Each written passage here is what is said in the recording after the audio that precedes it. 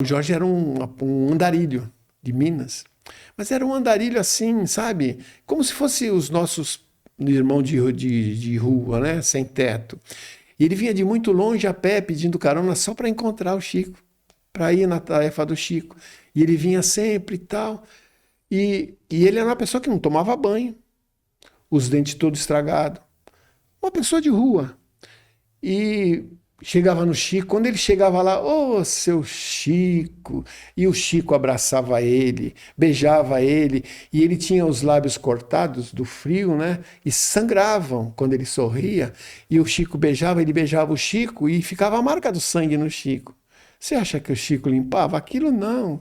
E o hálito dele, ninguém conseguia ficar perto, pelo hálito que ele tinha dos dentes estragados. Então, quando ele ficava na porta do centro onde o Chico trabalhava, ele ficava pedindo esmola, né? Ele tinha uma capanguinha do lado, ele botava tudo ali dentro, bala, aquelas coisas, né? E o pessoal dava para não ficar perto dele por causa do cheiro. Todos espíritas, todos se dizendo espíritas que vieram de longe para ver o Chico. E ficavam de lado dele. E quando eles viam o Chico fazer aquilo com ele, abraçava, beijava. Conta aquela história pra gente. E o Chico dava risada e tal. Entendeu? Um espírito que estava passando, quem sabe, por uma última provação. Ele desencarnou no frio, envolvido em trapos, e o Chico falou que quem veio buscar ele foi Jesus. Pegou o espírito do Jorge e levou embora. Então, veja quanto que nós ainda temos que passar por resgates coletivos, entendeu? Então, essa história do Jorge, quando eu ouvi, me comoveu muito, sabe? Por quê? Porque uma pessoa de rua, né? Uma pessoa, um andarilho da vida, não tinha nada. Então, e não é difícil a gente duvidar de que Jesus veio resgatar ele, porque às vezes a gente se sente até enciumado, né?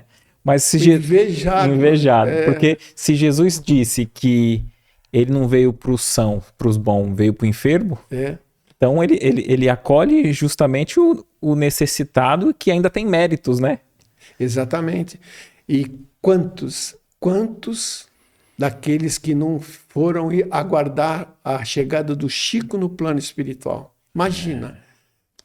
Quantas famílias ele não levantou, quantas morais, assim, quantos semblantes, quantos sentimentos ele não apagou daqueles corações amargurados da perda de seus semelhantes, entendeu? Quantos e quantos.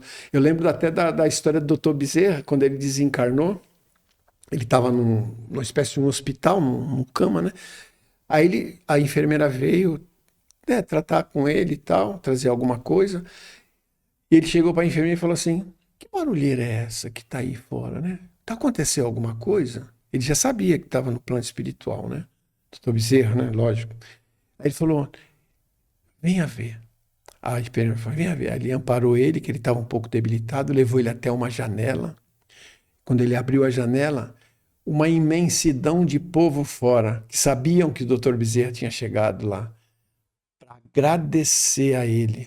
Mas uma multidão sem conta disso, não tinha nem condição de contar, para agradecer a ele o bem que fizeram para eles, para os familiares deles, entendeu? Olha a gratidão, né? Então, logicamente, o Dr. Bezerra a gente não tem nem como discutir, né? A imensidão de luz que esse homem tem.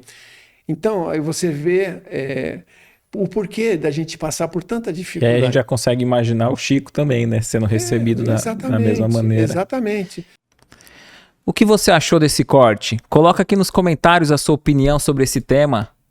Para ver o episódio completo, é só pesquisar Recomeçar Podcast Espírita.